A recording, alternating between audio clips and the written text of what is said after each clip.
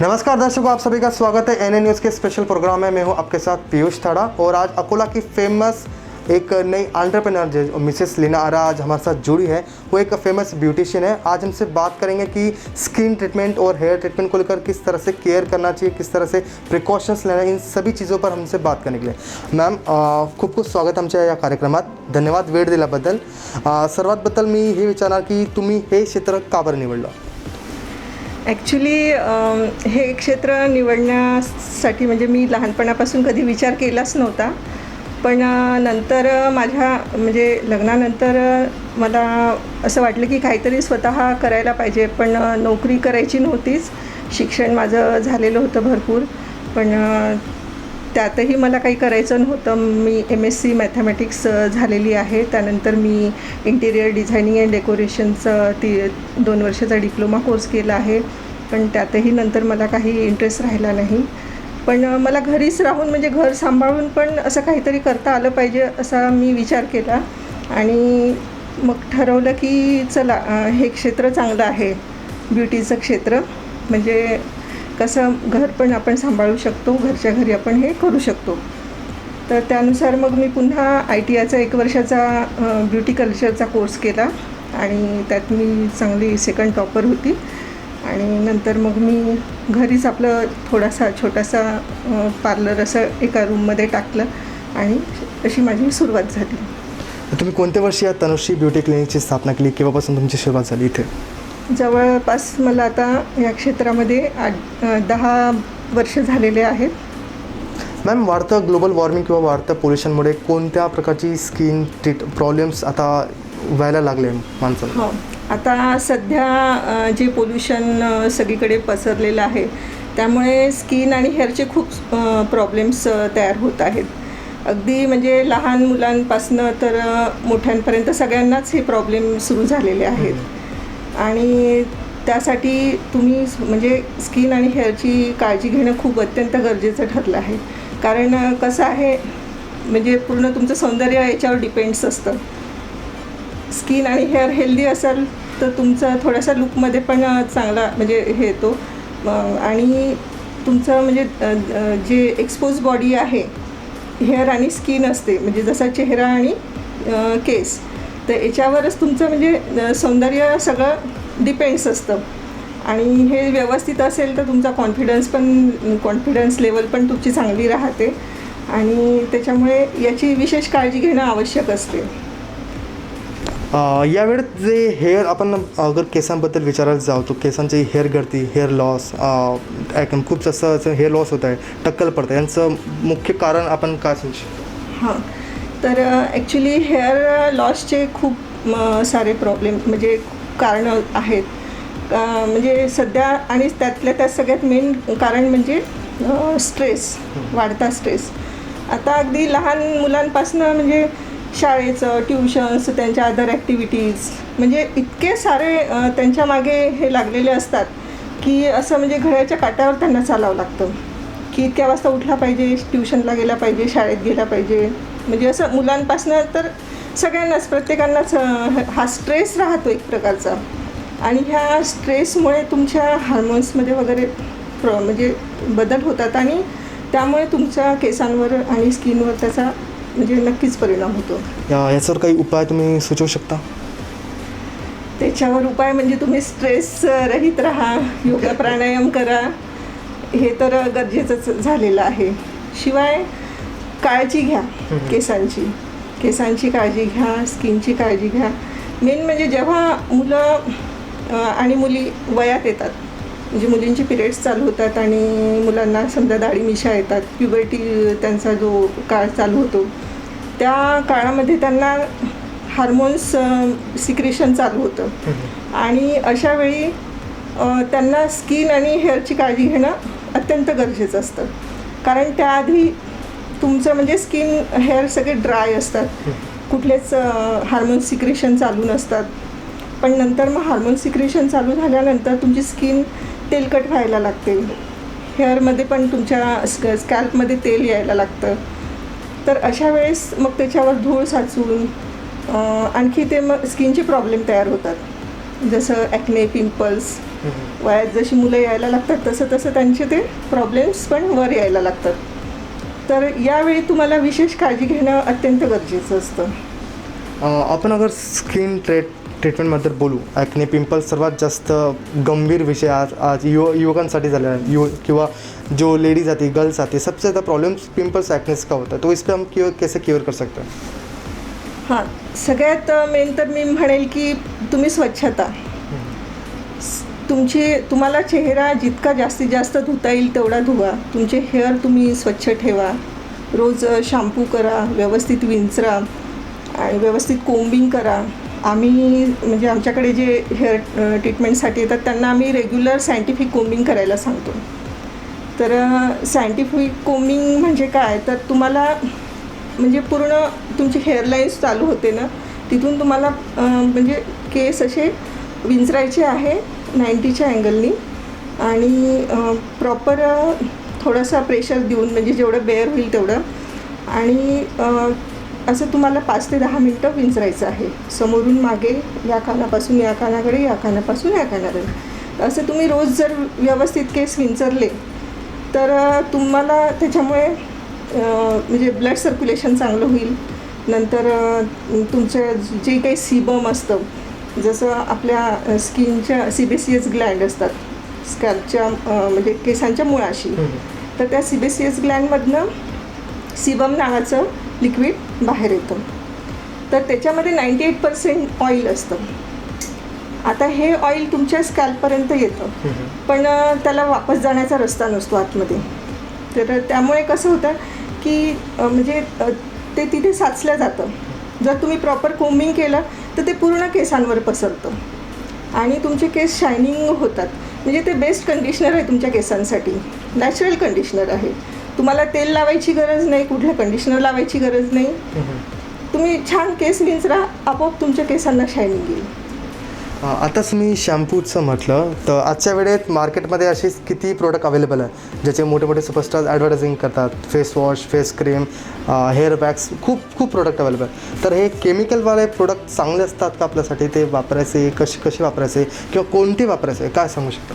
हां, actually proper skin आणि हेअरनुसार तुम्ही जर प्रॉडक्ट्स वापरले नाही तर तुम्हाला त्यांनी पण प्रॉब्लेम क्रिएट होऊ शकतात.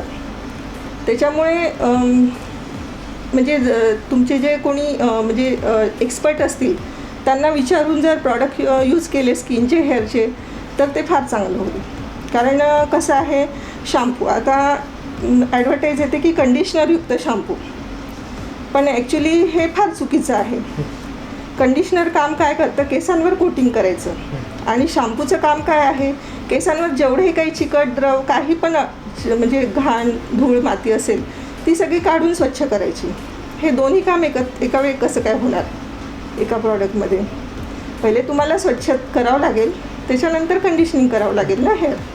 त्याच्यामुळे शॅम्पू वेगळा आणि कंडिशनर वेगळं असं वापरायचं. कंडिशनरयुक्त शॅम्पू वापरणे फार चुकीचे आहे, त्यामुळे तुम्हाला केसांचे खूप प्रॉब्लेम येऊ शकतात. शिवाय प्रोटीनयुक्त शॅम्पू पण वापरू नये, कारण कसं आहे, प्रोटीन तुम्ही पोटातून घ्या ना, इंटेकमध्ये तुम्ही प्रोटीन वापरा. तुम्ही जर म्हणजे केसांवर प्रोटीनचं काय आहे की लवकर म्हणजे वातावरणाशी त्याचा कॉन्टॅक्ट आला की लवकर त्याचं ऑक्सिडेशन होते. त्यामुळे ते म्हणजे तुम्ही केसांवर जर प्रोटीनयुक्त कंडिशनर वापरलं तर एक दिवस तुमचे केस चमकतील, दुसऱ्या दिवशी ते कडक व्हायला लागतील. शिवाय ते फंगल इन्फेक्शन, डॅन्ड्रफ वगैरे असे प्रॉब्लेम क्रिएट होतात. त्यामुळे असे कंडिशनर टाळावेत. तुम्ही प्रोटीन इंटेक खा भरपूर, पोटामध्ये म्हणजे प्रोटीन खा, पण असं म्हणजे केसांना वापरणं योग्य नाही. तुमच्या या तनुश्री ब्युटी क्लिनिकमध्ये कोणकोणत्या प्रकारचे ट्रीटमेंट तुम्ही ग्राहकांना ऑफर करता? माझ्याकडे केसांच्या सर्व प्रकारच्या ट्रीटमेंट आहे. डॅन्ड्रफ ट्रीटमेंट येतं, हेअरफॉल असेल त्याच्यावर ट्रीटमेंट होतं, एन्ड्रोजेनिक ॲलोपेशिया आहे, नंतर आपला स्कॅल्प सोरेसिस आहे, आणखी डॅमेज हेअर आहे, प्रीमॅच्युअर ग्रे हेअर आहे. आजकाल लहान लहान मुलांचे केस पांढरे व्हायला लागले आहेत. तर अशा प्रकारे जर म्हणजे केसांच्या कुठल्याही समस्या असेल तर आपण त्याच्यावर निश्चित इलाज करतो. आणि हां, म्हणजे ग्रे हेअरसाठी आम्ही म्हणजे लहान मुलांवरच ट्रीटमेंट करतो. जर मोठे माणसं जर आले 40शीचे वगैरे तर त्यांची ट्रीटमेंट नाही होऊ शकत. कारण त्यांचे जे मेलॅनोसाईट सेल्स असतात ते डेड झाले असतात. एकदा सेल डेड झाले तर आपण त्याला रिज्युनेट किंवा पुन्हा हे करू शकत नाही जिवंत. त्यामुळे लहान मुलांचे ते मेलॅनोसाईट सेल्स म्हणजे कमजोर झालेले असतात. त्याला आपण रिज्युनेट करून पुन्हा प्रॉपर त्यांचं फंक्शन चालू करून देऊ शकतो. तर त्यांना आपण ट्रीट करू शकतो. मॅम, अशा वेळेत दुकान किंवा आपलं बिझनेस किंवा घर सांभाळणं खूपच कठीण होतं. तुम्ही हे कसं मॅनेज करता? हो, म्हणजे घर सांभाळून व्यवसाय सांभाळणं खरंच थोडंसं म्हणजे कसरतच करावी लागते. कारण माझ्या मिस्टरांचा पण गव्हर्मेंट जॉब आहे. मला मुलगी आहे, तर तिचं पण एज्युकेशन आहे, तिचे क्लासेस हे ते काही असतात. तिकडे पण मला लक्ष द्यावं लागतं, घर सांभाळावं लागतं आणि शिवाय इकडे पण अपॉइंटमेंट्स हे ते सगळं बघावं लागतं. तर मी ते करते. म्हणजे टाईम मॅनेजमेंट, टाईम बरोबर की नाही आपल्याला इतक्या वेळात हे करायचं आहे, तितक्या वेळात ते करायचं आहे. आणि जर तुम्ही व्यवस्थित पद्धतशीर तुमचा दिवस डिझाईन केला की इतका वेळ आपण याला द्यायचा, इतका वेळ त्याला द्यायचा, तर तो मग ते व्यवस्थित तुम्ही प्रॉपररित्या काम करू शकता. आपण पण एक महिला आहेत, तर या वेळेत तुम्ही आपल्या मुलींना किंवा नवीन मुलींना काय संदेश देऊ इच्छिता किंवा महिलांना काय संदेश देऊ इच्छिता?